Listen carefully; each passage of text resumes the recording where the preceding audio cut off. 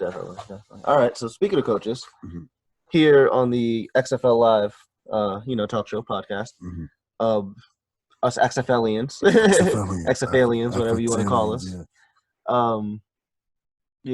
I wanted to do something. Me and you wanted to do something to spotlight players in the league. You know what I'm saying? These are exactly what we're talking about. Those kids, and it's more than 130. You know what I mean? There's hundreds, thousands of kids out there that never got the shot that they were dreaming of, and now are getting that shot in the XFL.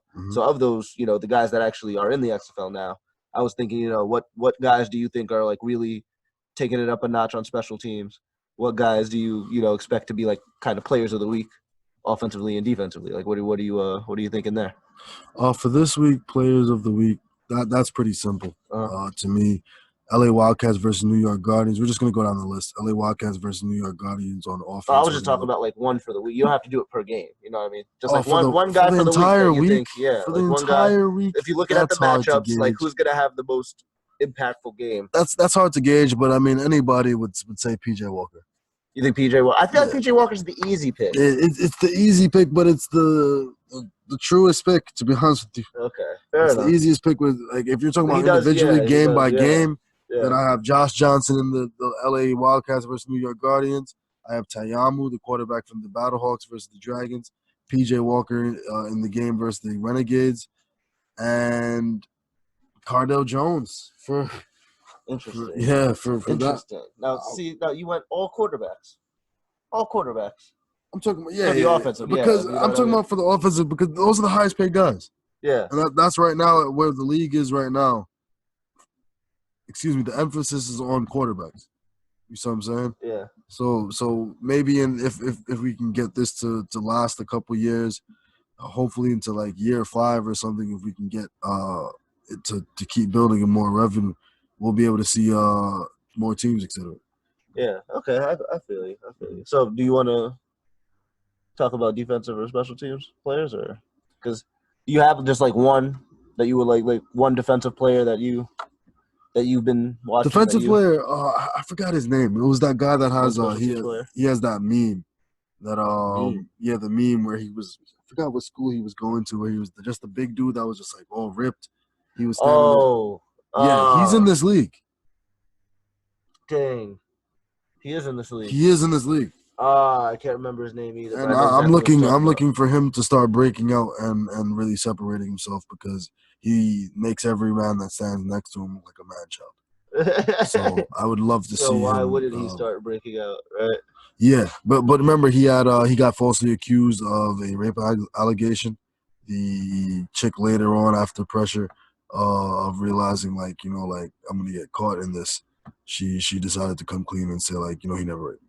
Yeah. But he lost everything. Yes. He couldn't go back to school, et cetera, et cetera. Yeah, I do remember the XFL is his chance to redeem himself. When we do the review show, we'll talk about this again, because I want to put that story out there and get that player's name. Mm. But, I do remember that. So, you're right. I would actually like to see, just solely off that story, I would like to see him do well. I would definitely like to see him do well. I'm definitely supporting him. I definitely want to see him make it all the way. Okay, all right. And what about special teams? You got anybody you looking at in special teams, or no? You don't care about special teams? No, I care about special teams in this league. Like in general teams, because like there are some teams that are doing like the I think it was the Battlehawks at the first kickoff return touchdown. And they used trickery to get it, and which was great. Yes, you said it like you were like, those goddamn tricksters. No, it was great. Yeah, sometimes you gotta use some trickery. So he said sometimes. They used trickery on them and got to the case before them. So it was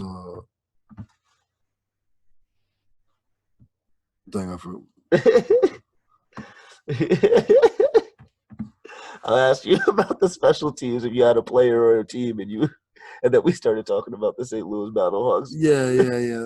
Nah, I don't have a player or a team for special teams right now. I'm just interested to see how far every week if people can find a way for at least in one game for there to be a special team touchdown, or more and more teams come up with innovative ways to try to game up. Yeah, mm-hmm. So, in terms of that, I don't really have a special teams player, but actually I do have a special teams player. He's on the St. Louis Battlehawks. His name's King. Got Omar Hall, the kicker. The kicker, bro, the punter. The punter. I don't know if you saw that punt. I think it was like week 1, the one that landed like right on the line and not in the end zone. But actually, he is nice. That guy needs to not be in the XFL. Yeah, right. He already got himself bumped out. Football's not for you. Yeah, bro. But he is nice. So actually, I'm kind of looking forward because that's the other thing about the XFL is 90% of the kickoffs have been returned. Like, and then with punts, if it hits the inbounds before it goes into the end zone, it's less of a penalty than if it falls directly into the end zone. Correct. Like if it goes directly to the end zone, I think the team comes to the 35. If it falls and then goes into the end zone, I think it's like the 15, something like that.